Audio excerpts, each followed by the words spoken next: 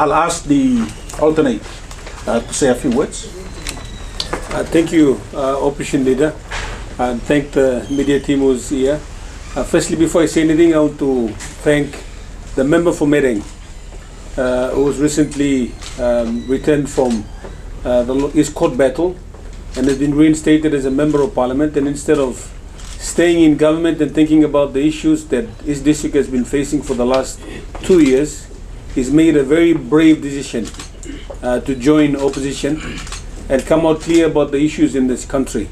So I want to just place on record my personal thank you to his bravery and his courage that he's showing some of our members in government who can take such actions to speak about issues. Also on the note, I thank the former Minister for Health, the good member for Wabek, Honorable Dr. Tom Lino, who has resigned from his ministry as Health Minister.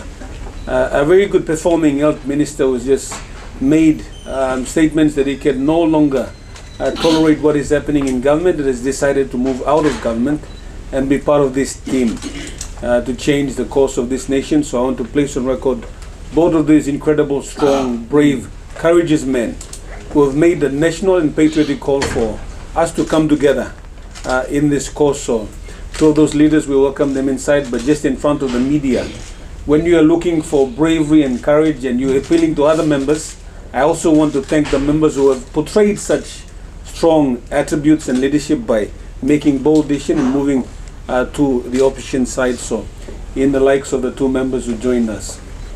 Like the OL has held already, motion has gone through. I want to place on record also my thank you to Secretary Saiveta, the OL himself, Deputy Opposition Leader, Keith, Honorable Keith, and a few others who were instrumental in putting together the vote of no confidence motion paper, and it has gone through that PBC committee, and now we have adjourned Parliament.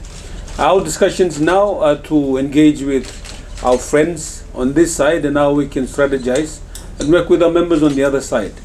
Like OL has been saying, a lot of issues that confront us are issues that they see as well. They are not blind. They can hear as well. They are part of constituencies that face these difficulties that we face and see, and we are speaking about it. They can see it. I think the challenge for them is finding the conviction and the courage to make those decisions. And we urge those leaders, for the benefit of our country, to come forward and for us to package together what can be a new government. We're not saying every policy that we're putting through, like OL said, when we launched the alternate policies in Crown, that it is a living document, which means that some of our friends might have some better ideas, better policies that we can package, stitch together, and we are providing a team. Now let me say that when I must thank the opposition in having confidence in putting me as the alternate, which simply in my view means I'm the team player, lead team player for all of these incredible men, and two women who are part of these 35 members forming a very solid opposition team. So as a team player, now that the game is started, we will continue to engage with like-minded leaders in the government side, whether it could be ministers, party leaders, backbenchers, aggrieved members who see those issues but they're not able to speak. How do we continue to connect those dots and bring a collective like-minded leaders together, and we can form a new government, God willing. So to the nation, I think VNC is not something that I am pushing for, the Deputy Opposition Leader or anyone. It's a democratic process envisioned in our constitution by our forefathers to vent issues on the floor. It's better that we speak and challenge government on the floor than the people taking to the streets and protesting and demanding for changes. We elected leaders must say what they cannot say, and this is a process that gives us that opportunity to exercise that government is not doing what it should be doing, and we need to hold the government accountable. So as I said, we have a very strong team led by our opposition leader, now with the two inclusion of a very strong leaders in the likes of Honorable Brian Kramer, who was former minister in 2 or 3 different capacities, and in the Deputy OL, the former health minister. We are comfortable that we can now package together. Let me place on record that Osam OL Toka, Mikesim nominees and private something Bluminogat. It is me, them nominating me as a team leader for our team. and to package our team together. So we will appeal to our leaders on the government side, coalition partners, even in Pangu Party, who find resemblance and they can, associate and relate with those issues. So I want to thank everyone here presented in this front, member for Gwelala, and Honorable Keith as well, one of our smartest in the, who has been instrumental in packaging together the VNC motion, the Vice Minister for Civil Aviation, Honorable Brian Kramer as well, and our good opposition leader who's been doing a tremendous job in holding our teams together. Let me close by saying that PNG now in East Upper Crossroad, a plenty issue confronting Yumi. What I don't understand is that this has been an exercise for the last 6 months, when it started with the opposition and some of us left government and joined, and now a few have come. The issues are still there. The question is, why isn't government found solutions to fix them?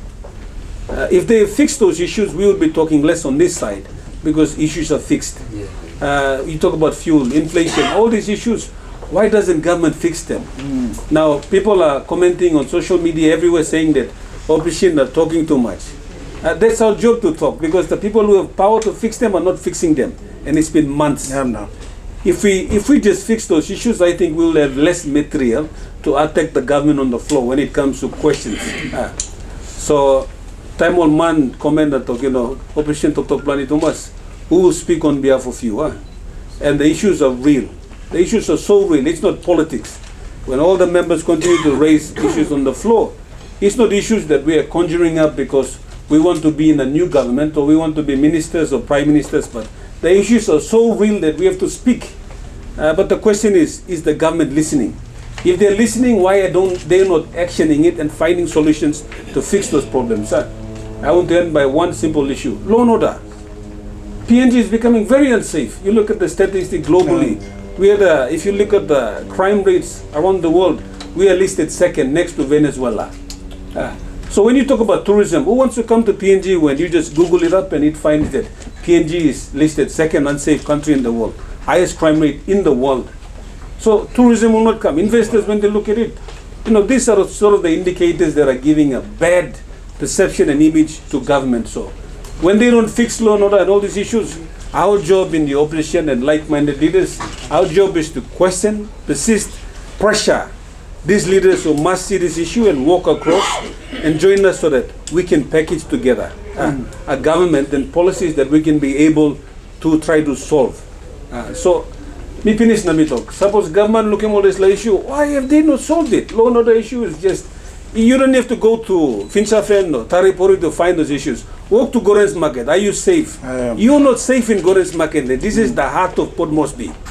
So if you're not safe in Port Moresby, imagine Finchafen or Taripori or Medeng or Bulolo. It's going worse. So what has the government done about it? Nothing to this date.